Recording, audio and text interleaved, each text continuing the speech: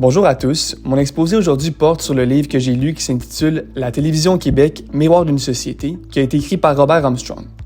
Avant de lire le livre, je me suis d'abord interrogé sur son niveau d'expertise, mais aussi sur sa capacité à proposer une analyse de qualité.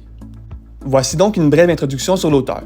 C'est un ancien professeur d'économie et d'histoire à l'université qui a aussi été cadre supérieur au CRTC, Conseil de la radiodiffusion et des télécommunications canadiennes.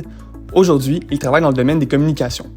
Selon moi, avec cette expertise, il est en mesure de proposer un point de vue intéressant sur le sujet. Le livre que j'ai lu, c'est son livre le plus récent, qui comporte 4 grands aspects.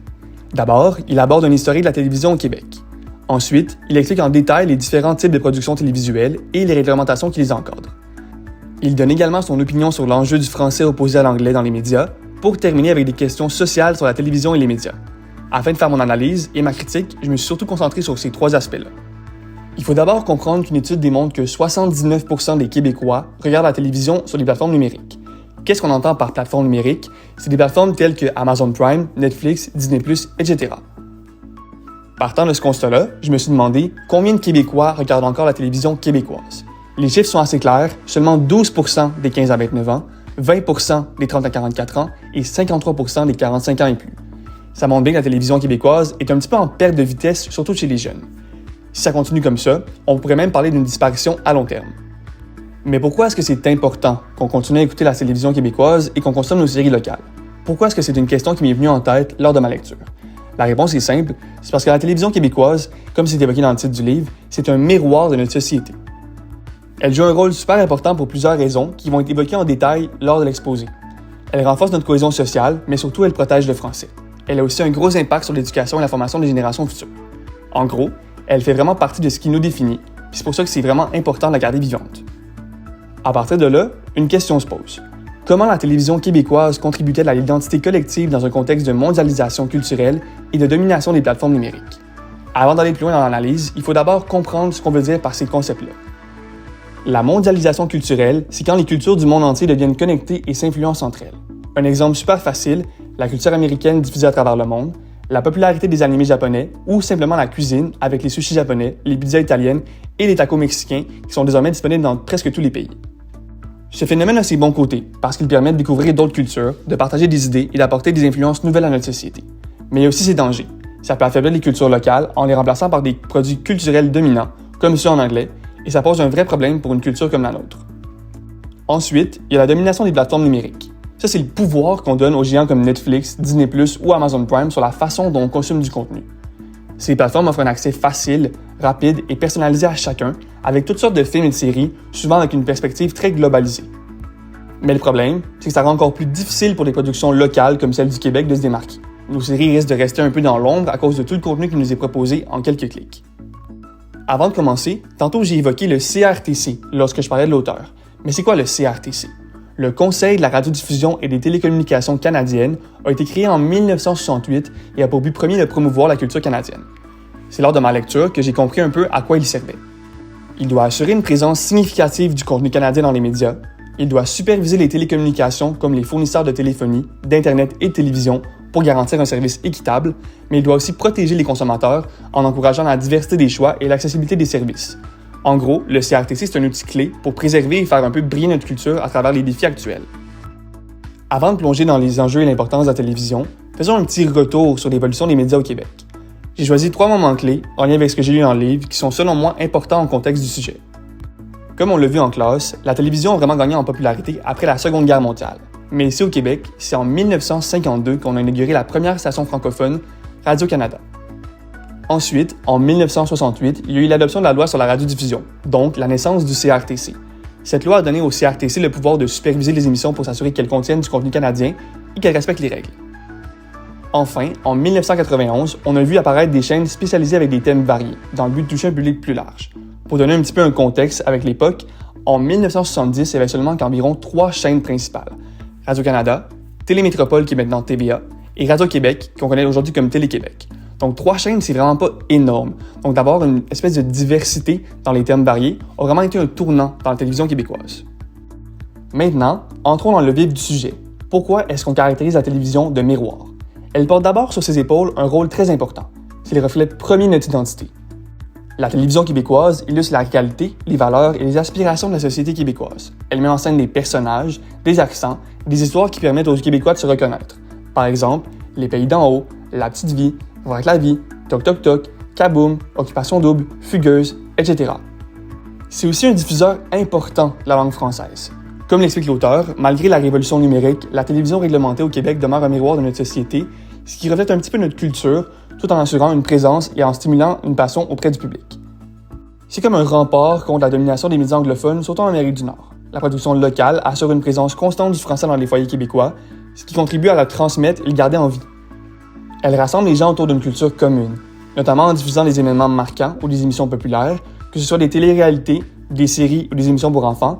La télévision québécoise maintient un lien collectif, surtout dans une époque où les plateformes numériques ont un petit peu tendance à fragmenter et polariser les audiences. Comme on l'a vu en classe avec Émile Durkheim, même s'il ne parle pas directement des médias, les gens ont besoin d'un lien social pour se sentir intégrés. Dans cette logique, les médias renforcent ces liens-là en créant des sujets communs de discussion et en unissant les gens autour de valeurs partagées. Par contre, la télévision québécoise, c'est pas seulement un miroir, elle agit aussi comme un pont. Elle ouvre une fenêtre sur le monde tout en permettant au Québec de se démarquer avec un style unique, adapté à sa culture francophone. L'auteur souligne dans le livre que cette dualité-là, entre le reflet interne et l'ouverture externe, c'est essentiel pour comprendre l'importance de la télévision québécoise. Elle permet aux Québécois de se démarquer sur la scène mondiale avec leur propre style télévisuel. Par exemple, c'est très rare d'avoir un contenu propre à un État américain, alors qu'au Québec, on a développé une télévision unique ancrée dans notre culture. Elle joue aussi un rôle clé dans la socialisation. Comme on l'a vu en classe, les médias, qu'ils soient traditionnels comme la télévision, la radio et la presse, ou numériques comme Internet et les réseaux sociaux, sont essentiels dans ce processus-là. Ils influencent la manière dont on perçoit le monde et interagit avec lui. La télévision, tout comme Internet, est particulièrement importante dans la socialisation des enfants et des adolescents. Finalement, la télévision québécoise informe les citoyens sur les enjeux sociaux, politiques et environnementaux locaux. Elle permet également de valoriser un peu l'identité nationale et de préserver une souveraineté culturelle dans un contexte où les plateformes numériques tendent à privilégier les contenus globalisés et anglophones. Elle éduque aussi les jeunes générations avec des émissions adaptées à leurs besoins. C'est un moyen d'apprendre, de réfléchir et de s'unir autour de ce qui fait de nous une société unique. Maintenant, passons aux défis induits par la mondialisation culturelle de masse. Il y a beaucoup de défis quand on essaie de promouvoir des médias issus d'une culture plus petite face à une culture dominante. Comme je l'ai mentionné au début de l'exposé, on observe une énorme migration vers les plateformes dites de streaming. Ces plateformes numériques-là créent une concurrence directe avec des contenus locaux. Avec un accès plus grand à une plus grande variété de contenus, c'est normal de voir un éloignement du contenu québécois. Par contre, ces plateformes-là proposent du contenu qui est très accessible, personnalisé, mais bien souvent en anglais. Le vrai problème, c'est que les médias anglophones ont des moyens financiers beaucoup plus importants. Par exemple, en 2023, Netflix a investi 25 milliards dans ses productions, alors que tous les fonds canadiens combinés ont investi seulement 3 millions. On parle ici d'un investissement 8000 fois plus gros pour Netflix. Comme le souligne l'auteur, les services en ligne comme Netflix agissent comme des simples retransmetteurs de contenus produits ailleurs, ce qui marginalise les productions locales, particulièrement celles en français. Ces plateformes ne sont pas nécessairement soumises aux mêmes contraintes réglementaires que nous avec le CRTC, ce qui va créer une concurrence déloyale et injuste. Il y a aussi une division de l'audience. Contrairement à la télévision traditionnelle, où l'émission était diffusée à un moment précis et rassemblait un large public, la consommation numérique, c'est plus individualisé. Les gens regardent leur contenu seuls, à leur rythme. Le résultat? Les Québécois, surtout les jeunes, sont de plus en plus attirés vers des productions internationales, souvent en anglais ou dans d'autres langues. Et quand les contenus locaux ne sont plus au centre des discussions et des intérêts, ça affaiblit un peu le sentiment d'appartenance à une culture commune. Chacun consomme des contenus qui répondent uniquement à ses préférences et ça réduit le partage de références culturelles communes. De là, il y a clairement un déclin dans l'intérêt porté au contenu québécois. Pour illustrer ce point-là, j'ai ici un extrait d'une entrevue avec Julie Le Breton, une actrice québécoise qui parle des effets du déclin. La culture est toujours passée par la télé, mais en tout cas beaucoup au Québec. Puis ce star système-là qui a été créé par la télé a servi la musique, le théâtre, la danse. Je veux dire, puis cette affaire-là n'existe plus. Les gens de 40 ans et moins n'ont aucune idée de qui on est. Puis je dis pas ça parce que je vais être reconnue dans la rue, loin de là. Mais il y a cette espèce de truc-là où il y a un désintérêt, il y a un désengagement de notre culture. Et c'est pas juste la faute de ceux qui ont les mains dedans et qui le font à tous les jours. Il y a quelque chose de politique. Puis si politiquement, si comme société, on n'est pas capable de voir l'espèce de gouffre dans lequel on est en train de s'enfoncer, puis qu'on le réalise en quelques années, seulement il va être trop tard. On comprend très bien ce que Julie veut dire. La culture de notre province a toujours passé par la télévision en majeure partie, et on remarque un énorme désengagement de notre culture avec le temps. Quand on parle de déclin de l'intérêt, il y a aussi des conséquences directes. Je pense par exemple à la chaîne de télévision québécoise qu'on a sûrement tous écouté, VRAC, qui a fermé ses portes l'an passé. Plusieurs autres chaînes enregistrent aucune hausse d'abonnés, voire des baisses d'abonnements de 9,9% annuelles. Si on continue dans cette direction-là, la télévision québécoise est en voie de complètement disparaître. Les seules chaînes québécoises qui sont un peu à l'abri de ce déclin, c'est les chaînes d'information. LCN et RDI, par exemple, bénéficient d'une audience fidèle, notamment lors d'événements majeurs. Par exemple, les chaînes comme TVA et LCN et leurs pendants rejoignent environ 69% des Québécois. Par contre, comme on l'a vu dans le cours, si la seule source de médias qui perdure dans notre société, c'est les chaînes d'information, ça soulève un peu des questions importantes en matière de désinformation. Leur influence sur les opinions publiques et les perceptions sont amplifiées. Les chaînes d'information tentent de rivaliser avec la viralité des nouvelles sur les réseaux sociaux, ce qui les pousse parfois à utiliser des titres exagérés ou à simplifier des sujets complexes, ce qui augmente les risques de désinformation. Comme on l'a vu en classe, les gens ont tendance à consommer des médias qui confirment leur opinion personnelle. Si les chaînes d'information sont les principales sources, elles risquent de se polariser pour retenir leur public, ce qui augmente les divisions sociales. Enfin, les médias d'information, surtout en continu, privilégient souvent la vitesse sur la vérification, ce qui peut mener à la diffusion de nouvelles incomplètes ou incorrectes, particulièrement lors de crises ou d'événements majeurs. Un autre défi majeur, c'est la réduction des revenus publicitaires. Les entreprises investissent de moins en moins dans les publicités diffusées à la télévision traditionnelle parce que de plus en plus de gens consomment des contenus sur les plateformes numériques. Ces plateformes, elles attirent des annonceurs grâce à leurs outils qui permettent de cibler précisément certains groupes de personnes, ce qu'on appelle l'algorithme. C'est beaucoup plus efficace pour eux. Comme on l'a vu en classe, un algorithme peut rejoindre un public cible en mettant l'emphase sur des publicités qui touchent leur intérêt pour un peu rejoindre les bonnes personnes au bon moment. Le problème pour les chaînes de télévision québécoises, c'est qu'elles reçoivent donc moins d'argent des publicités. Moins de revenus veut dire donc moins de moyens pour produire des émissions locales. Ça met en danger la télévision traditionnelle et, par extension, le contenu québécois. Comme l'explique l'auteur, les fonds publics et privés consacrés à la production québécoise sont déjà très limités, et cette diminution-là des revenus aggrave encore plus les difficultés des diffuseurs locaux. Si on regarde les chiffres, en 2010, les publicités sur Internet représentaient 6% des publicités au Canada. Aujourd'hui, elles représentent 68%, ce qui montre à quel point la télévision a perdu sa place dominante. Maintenant qu'on a relevé les défis posés à la culture québécoise sur le plan de la télévision, on ne peut pas juste s'apitoyer sur notre sort et attendre que miracle se produise. Il faut bouger et s'adapter avec différentes stratégies. Premièrement, il faut continuer de produire des contenus originaux, en mettant l'accent sur des émissions locales, authentiques et qui résonnent avec le Québec, mais on peut maintenir un intérêt même s'il est minime. Par exemple, des émissions comme Sortez-moi d'ici, Occupation double, Fugueuse ont connu un énorme succès, ce qui montre qu'on est encore capable de captiver notre public.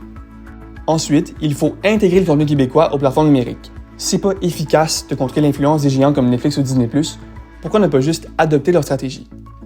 Des services comme Crave ou Tout.tv s'adaptent déjà aux nouvelles habitudes de consommation. Il faut donc continuer comme ça pour rejoindre les jeunes et les adeptes de contenu en ligne. Exporter du contenu québécois, c'est aussi une autre solution. En élargissant notre portée dans le monde, on peut renforcer notre pertinence et montrer que notre culture est aussi intéressante. Comme l'explique l'auteur et comme mentionné plus tôt dans l'exposé, la télévision québécoise c'est pas seulement un miroir, mais aussi un pont vers l'extérieur. En se démarquant avec son style unique, elle peut attirer une audience extérieure. Finalement, on peut aussi s'appuyer sur le CRTC pour apporter un soutien réglementaire. Le rôle est crucial pour protéger notre culture et les productions québécoises face aux géants numériques. Par exemple, ils peuvent imposer des quotas de contribution financière aux plateformes numériques pour soutenir la création locale. En conclusion, la télévision québécoise est un véritable pilier de notre société. Elle reflète nos valeurs, raconte nos histoires et protège notre langue. Par contre, elle est confrontée à des défis majeurs comme la mondialisation culturelle et la présence de plateformes numériques, ce qui divise les audiences et met en péril les productions locales. Pour rester pertinente, elle doit non seulement adopter des stratégies innovantes, mais aussi renforcer son rôle comme miroir de notre société et pont vers le monde. Produire du contenu original qui vient chercher le public, s'adapter aux nouvelles technologies et plateformes et exporter notre culture à l'étranger sont tous des solutions pour maintenir son influence. La télévision québécoise, c'est pas qu'un simple médium de divertissement, c'est un outil puissant de cohésion sociale et un vecteur essentiel de notre patrimoine culturel. Elle a le potentiel de rassembler, d'éduquer et de faire briller notre culture au-delà des frontières. Avec un effort collectif des créateurs, des diffuseurs, du public et du CRTC, elle peut continuer à évoluer et à jouer un rôle central dans notre société, malgré les défis du monde en transformation. En gros, ce que j'en ai compris, c'est qu'il faut être conscient de l'importance du maintien de notre culture. Avec le français en baisse au Québec, c'est important de faire durer la culture qui nous unit ensemble, et ce, pour encore longtemps. Les médias, peu importe leur forme, sont le médium de notre culture. Ils permettent de la transmettre de génération en génération et de faire profiter au prochain l'héritage qu'on s'est construit au fil du temps. Lors de ma lecture, j'ai eu quelques points critiques envers le livre. Une bonne partie de celui-ci met l'accent sur les points techniques plus complexes des types de production, puis bien que ce soit intéressant, c'était pas vraiment utile à la production de mon travail et donc c'est une grosse section que j'aurais pu éviter. Par contre, j'ai beaucoup aimé la section qui traite du français. L'auteur soulève beaucoup d'aspects importants auxquels j'avais pas nécessairement réfléchi. Par exemple, j'avais pas réalisé l'impact direct de la télévision sur notre culture. Puis de lire ce livre-là, ça m'a vraiment ouvert les yeux sur le sujet. Il est vrai que j'aurais quand même aimé que le livre aborde un peu plus la question sociologique de la télévision, donc les questions sociales qui l'entourent, pour avoir un plus grand argumentaire lors de mon exposé. J'ai dû me baser sur différentes sources et d'autres recherches externes pour pouvoir arriver à une conclusion plus concrète. Par contre, j'ai pas trop eu de difficulté à trouver des sources qui ont pu m'aider à avoir une belle conclusion, parce que beaucoup de sources traitent des médias au Québec. C'est définitivement un livre que je recommande de lire. Ça a vraiment été intéressant de voir plusieurs aspects du Québec sous les médias, donc de voir dans le fond son historique, de voir à quel point il y avait différents types de productions médiatiques possibles, de voir aussi l'importance du CRTC et de d'autres aspects vraiment importants de la télécommunication au Québec. J'ai pu aussi me pencher sur des questions qui étaient plus sociales, de voir un peu l'importance du français versus l'anglais. Donc vraiment, tout le sujet qui a été abordé au travers du livre a vraiment été super intéressant.